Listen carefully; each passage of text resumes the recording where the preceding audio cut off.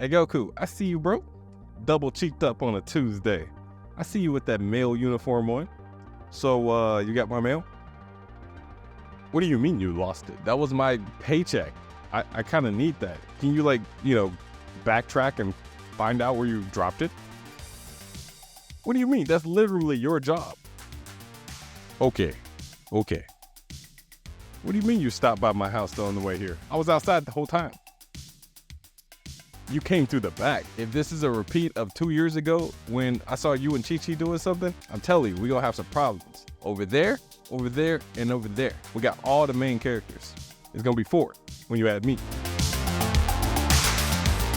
Hey guys, welcome back to the After Hours. I'm the ATL Beast, and today we're going to talk about EV hype in 2023. Now, when it comes to EV, this is supposed to be the solution for eco-friendly transportation. A lot of people have been jumping on this, mostly because it's by force.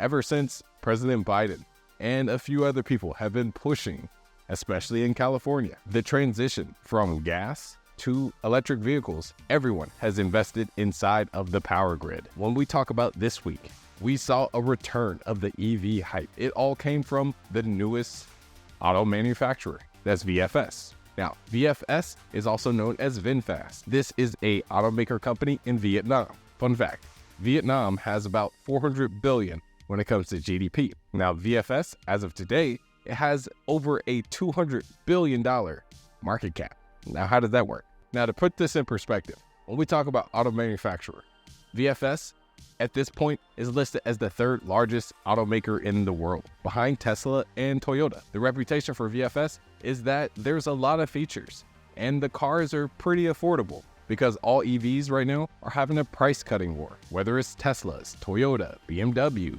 GM, Ford, any of the automakers, they're having a price-cutting war. Okay, when it comes to VFS, what they pride themselves on is the amount of features that are in each of their cars. But in reality, some of those features are actually more dangerous than they're worth. So much so that out of the 1,000 cars that were sent to the US, the majority of them were recalled. There was one person that reported that they had to take the car into the shop 10 times in the first 2 months. Now, the foreign company VinFast doesn't have a great reputation, but they're ambitious enough to try to touch the US market. Now, the way they gained access to the US exchanges is through their recent merger, and that's through the merger with BSAQ. Now, the goal of this merger was not just to get access to the US, it was also to pay some of their debt back. This company is in a lot of debt. They borrowed over $1 billion, and their debt is over $1.5 billion. So the overall plan is to start a new plant, and the plant should be somewhere in North Carolina. Now, to fund that new plant in North Carolina, they created a SPAC merger. Now, when BSAQ merged with VFS, they were able to trade on the NASDAQ market. And after they gained access to the NASDAQ market, they only put 1% of the shares for the company. If we look at the total outstanding shares for this company, there's 2.32 billion outstanding shares. That's a lot of outstanding shares. Now, we've seen stuff like this happen before, like HKD. And we know what happened to HKD. It went from $5 all the way up to $2,000. Now, that's when you have a high institutional ownership. At that point, there's direct manipulation, and the float's so small that the stock gets locked. And when it locks, it's easy for the float to rotate. There's a high chance that the short interest for that level is going to get heavy over time. And at the end of the day, if there is not a crack, there's more likely going to be a squeeze. And the people that are going to chase that squeeze, thinking that more buyers are coming in. But in reality, it's the shorts getting squeezed. Now, this type of action usually happens on IPOs and recent reverse splits because there's no possible risk management. When you use risk management, you need historic activity. And when it comes to recent IPOs and recent reverse splits, all historic activity is refreshed or it doesn't exist. And when it comes to the extremely low float, you see massive short squeezes. And in rare cases, you see naked short squeezes. That's when someone over shorts at a certain level, and then it squeezes more shares than they're actually available. Now, VFS, it had 2.32 billion outstanding shares. Out of those shares, 0.06% was available for the public to trade. That's around 7 million.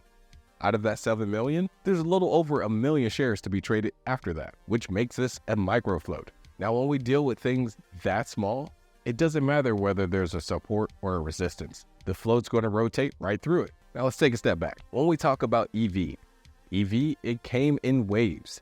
It's a part of a hype. Just how we ended the last AI hype. EV hype happened last year, and it's back now. Now the reason it's back is because of VFS. VFS is market cap in one night made over 60 billion.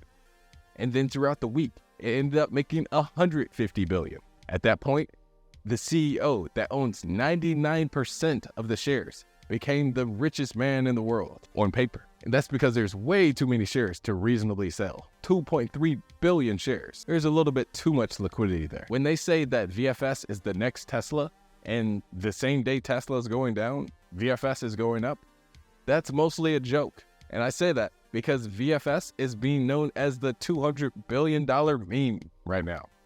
And that's because the fundamentals are trash. They are worse than penny stocks. And at the end of the day, this is history repeating itself. If we go back in the past, during 2022, we saw Rivian and LCID, which is Lucid, when they originally IPO'd. Everyone went crazy. It was the EV hype, and things only lasted about a week before they calmed down. And then there were recalls, and then exaggerated responses to the recalls. Now VFS, this one was pretty similar. The only thing that made it a little different is that the float was extremely small. And so when this one exploded, it didn't go up just 200% or 300%. It went up at least 700%, which is a lot for an unprofitable company. Now, when we look at these foreign companies, we know that they are usually sketchy, sometimes scammy. We see this a lot in Chinese companies. Well, this Vietnamese company is kind of being treated like a Chinese company. It's starting to look like a pump and dump. There's all kinds of manipulation going on in the background. In each price level where there's a lot of trading happening, no one's making money except the CEO. Now, why do we forget things in the market? When it comes to the market, we know that we're dealing with addiction as well as observations. A lot of the time, people have short-term memory, and they use short-term memory to deal with the stock. And when it comes to risk management, you need history. You don't have to remember the history. You just have to be able to see the history. But the same decisions that you made using your short-term memory back then, you're going to do it now. It usually takes a while to adjust to new risk management strategy. If you're trying to size down, it may take you anywhere from a few weeks to a few months to actually comfortably size down. Now, when it comes to the market, you can usually afford to be a little late because it takes a while to adjust to different sizes in the market. Now, when it comes to supernovas like VFS, you have to understand that this went up a lot and it's almost gone to 100. But this is clearly a stock that is not supposed to be traded because most people think that this is an easy short. And whenever something is easy inside of the stock market, it's probably a trap. And why is the market like this? It's because it's the greater fool theory. Fool me once, shame on you. Fool me twice, shame on me. But you can't fool me a third time. Well, in the market, there's always a bigger fool than you, and you can take their money. It's a big mistake if you attach your money to your self-worth, but it's a very common mistake that people make in the market. To help with this, it's best if you size down, but once you get it down, you'll get your skills up as a trader. All right, guys, that's all I got for you today. If you like what you saw, hit that like and subscribe button, and I'll see you in the next video. Peace.